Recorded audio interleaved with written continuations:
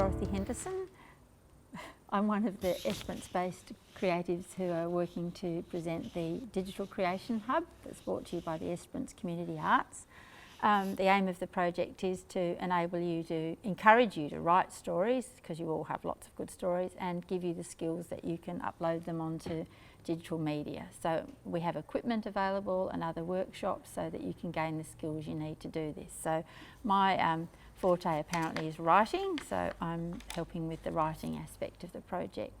So today we're looking at how the differences between writing for digital platforms, and I've roped in Rosemary here to help us with that. After I've done this little bit, we're going to actually learn a bit from her, because she uses digital platforms all the time, whereas I'm a print journalist, so I use digital platforms by default. They're not what I actually have always tended to write for, though times have changed and we have to do what we have to do.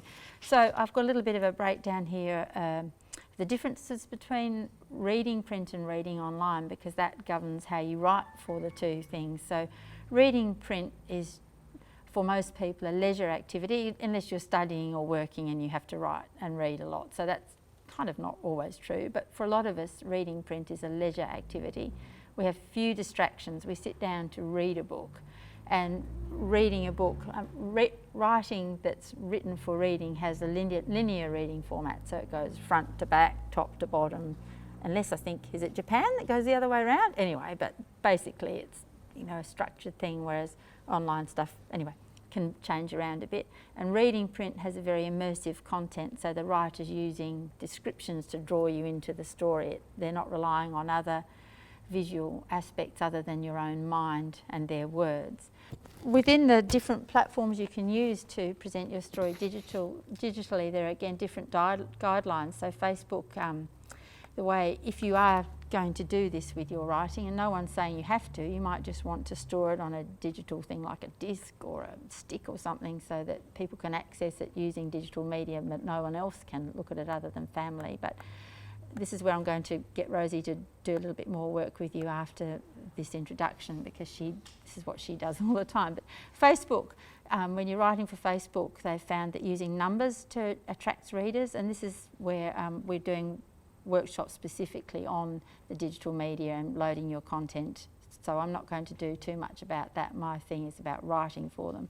But you use short, snappy stories and figures like 16 cats you'll love, and, you know, things to draw people in the catchphrase or the headline or whatever. Twitter, the platform mantra for there is 140 characters or less. That's what they say, that's what their selling point has been, but the less is really important. So sometimes there are only 3 words, then the hashtag and directing you off to elsewhere, but very, very short. So you need to think about what you actually want to write, and you could use them to lead them to your story, which you could have somewhere else. So, and they use emojis and hashtags, which is all a bit beyond me, but I'm learning.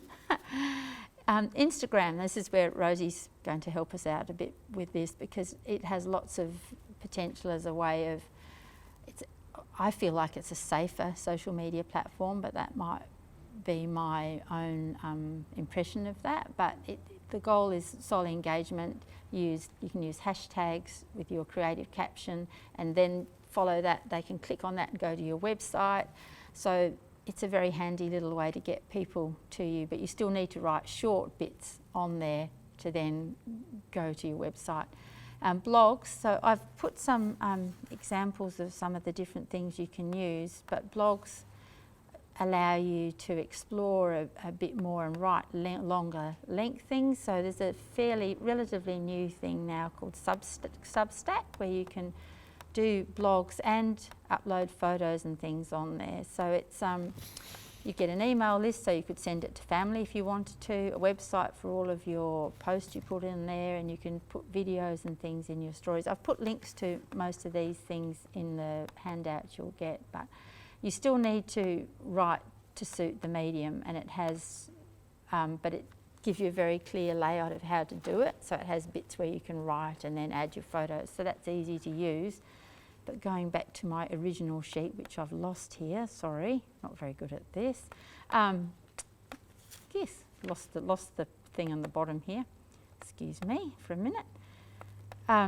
it's all about writing a lot shorter. So for a print writer like me that can sit down and write a lot, 2,000 words, 3,000 words sometimes, you're looking at a lot less words. You're trying to do your story in maybe 800 words at the most. Even for an online feature now, they say 800 words, which leaves me totally gobsmacked. I don't know how to do a feature in 800 words, but I'm learning. So the differences between writing for online and writing for print are basically it needs to be short and sharp.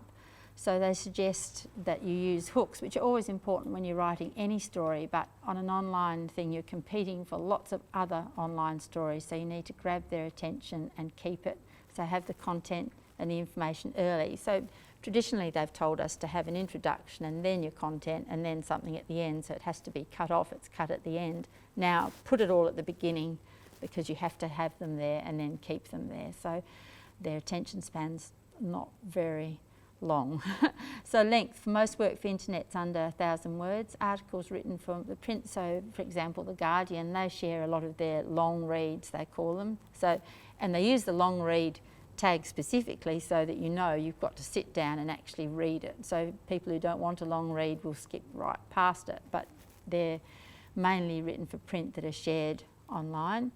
The other thing about writing for online media is that the standards, fact-checking standards and the attribution are not as strict as if you're doing print stuff, but you can use links to direct readers to material that verifies your facts and provides authority and attributes the knowledge you've gained without having to quote people directly. So it's less accountable, but maybe it isn't, because while referencing and fact-checking might not limit your scope the way it does when you're doing it for print, because if you get something wrong in print then you have to do an apology and it goes on and on. You have to be prepared for the perhaps unwanted input from readers, especially if you're using a forum like Facebook to share your writing, and that can get hostile over the silliest things. So if you're going to share something to digital media, you really need to be ready for what may follow. So it's not for an arena for the faint-hearted, I don't think.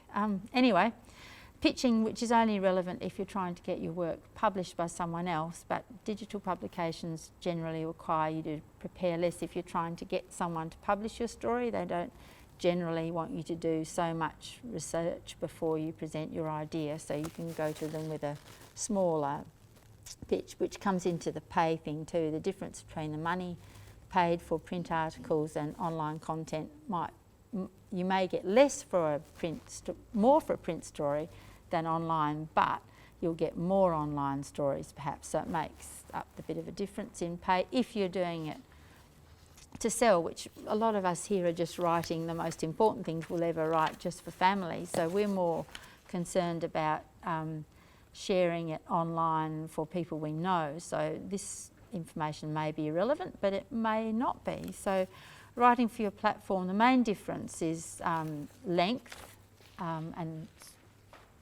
really, and content. Online it has to be short, sharp, colourful, and of course with all of the things you can add, photographs, links, all the extra bits that you can't necessarily do on print. So now we're going to just actually practice some of those things on the handout that you've all got, and what will be uploaded online will have some links to different digital platform ideas and sites that give you some more skills for writing for different social media or digital platform places. So we're going to now get stuck into the actual reality of doing this or trying to do this, so we need to stop thinking about it and actually do it. So here we go.